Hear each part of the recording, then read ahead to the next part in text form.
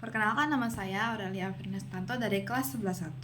Saya akan mempresentasikan alat peraga biologi yang saya buat bersama rekan saya, Giovanna Aurelia. Kami memilih alat peraga dengan tema pembentukan urin dari sistem ekskresi. Baiklah, di sebelah saya sudah ada alat peraga yang sudah kami bikin.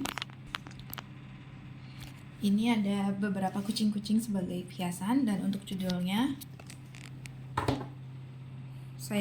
kami beri judul Sistem Ekskresi, disusun oleh Aurelia AS dan Giovanna A. Oke, untuk menggunakan alat peraga ini sungguh sangat simpel ya teman-teman, karena kita hanya perlu membuka terlebih dahulu kotaknya. Selanjutnya kita tinggal membuka perekat.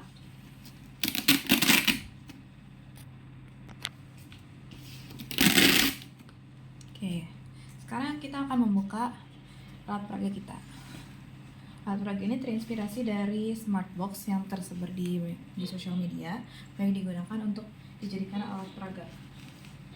Nah, di sini kita akan melihat satu persatu apa saja yang ada di alat peraga ini.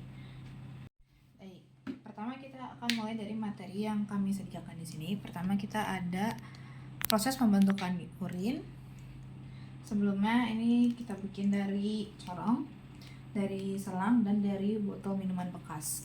Nah, cara menggunakan alat peraga ini, kita tinggal menuangkan air. Ini diibaratkan sebagai urin. Sebenarnya kan glomerulus ini memfiltrat darah menjadi urin primer, tetapi karena ini hanya sekedar alat peraga, kita akan menggunakan air berwarna kuning saja. Nah, kita tinggal masukkan air ini ke dalam corong, dan air ini akan melalui glomerulus. Pertama akan melalui glomerulus, selanjutnya dia akan melalui tubulus contortus proximal. Dari glomerulus dia menghasilkan urin primer. Tubulus contortus proximal dia akan menghasilkan urin. Akan terjadi proses reabsorpsi dan dia akan menghasilkan urin sekunder. Selanjutnya dia akan melewati lengkungan Henle. Di lengkungan Henle ini terjadi beberapa penyerapan, salah satunya adalah H2O atau air. Selanjutnya di tubulus contortus sisal ada augmentasi atau penambahan.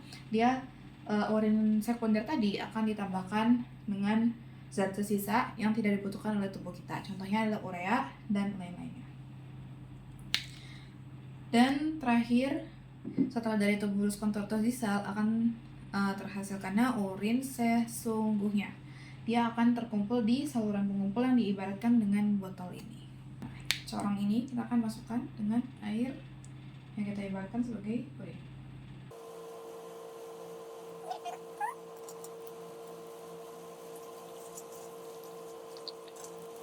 Selanjutnya kita akan melanjutkan halaman selanjutnya, yaitu halaman sebelahnya. Kita akan melihat alat halaman dengan judul tic-tac-toe. Nah, di tic-tac-toe ini kami sebagai yang memiliki alat peraga, kita menyediakan 10 soal. Dari 10 soal ini, permainannya akan dimainkan oleh 2 orang. 2 orang ini pertama akan game shoot, menentukan siapa akan main pertama. Misalnya orang A yang akan main pertama. Nah, teman kita yang A ini akan kami berikan soal. Contoh, berapa hari lama sel darah merah dapat hidup?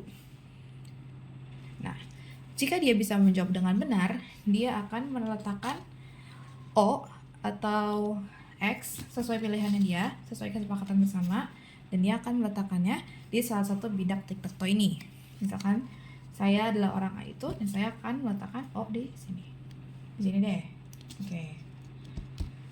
Kita berikan pertanyaan contoh, misal hormon yang mengatur banyak sedikitnya urin yang dihasilkan oleh ginjal, dan dia menjawab dengan salah, berarti pertanyaan akan dilempar ke teman lawannya. Apakah dia bisa menjawab? Kalau dia bisa menjawab, dia bisa meletakkan O atau 0 di bidaknya sesuai pilihannya.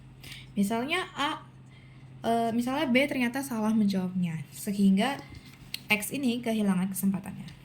Akan dilanjutkan oleh A, orang A. Misalnya dia bisa menjawab ini dengan benar, dia akan menjawabnya dengan antidiuretik hormon. Oke, ternyata itu benar ya. Jadi O bisa meletakkan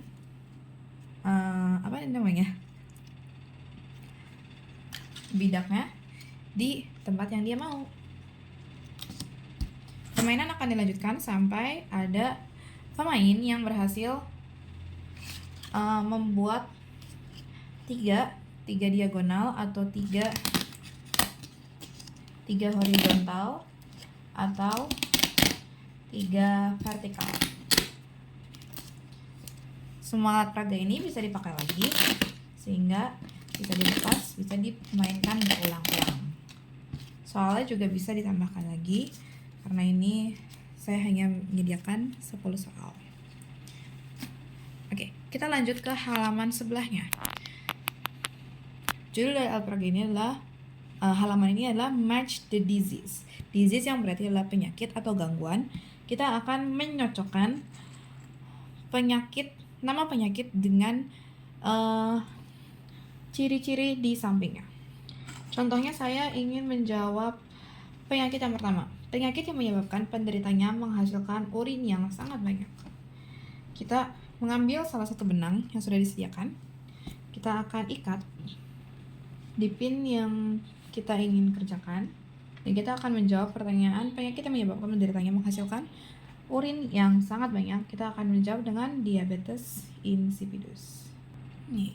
Dan seterusnya akan dimainkan sampai semua jawaban yang ada di sebelah ini. Ada 5 jawaban, tetapi di sini disediakan lebih dari 5 pilihan sehingga pemain bisa memilih yang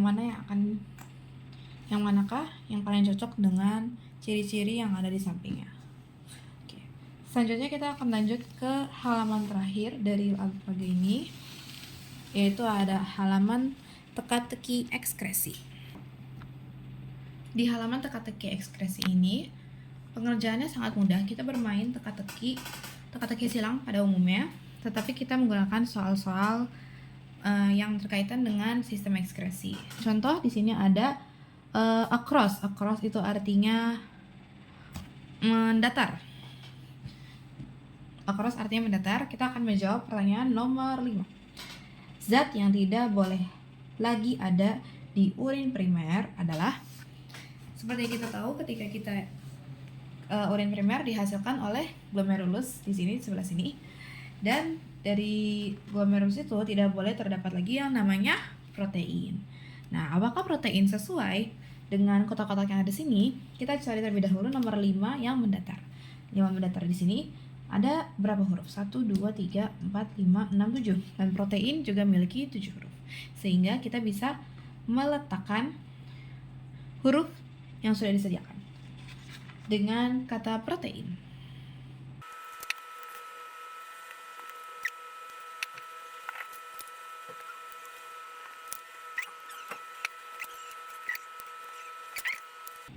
Oke. Contoh di sini saya menjawab soal nomor 5, yaitu zat yang tidak boleh lagi ada di urin adalah, saya menjawab dengan protein. Dan pemain bisa melanjutkan permainan ini sampai semua teka-teki silang dapat terisi. Sekian presentasi dari saya, Aurelia Perinastanto, mengenai alat peraga sistem ekskresi yang sudah kami susun. Semoga bisa menjadi inspirasi dan semoga bisa bermanfaat bagi kalian semua. Terima kasih.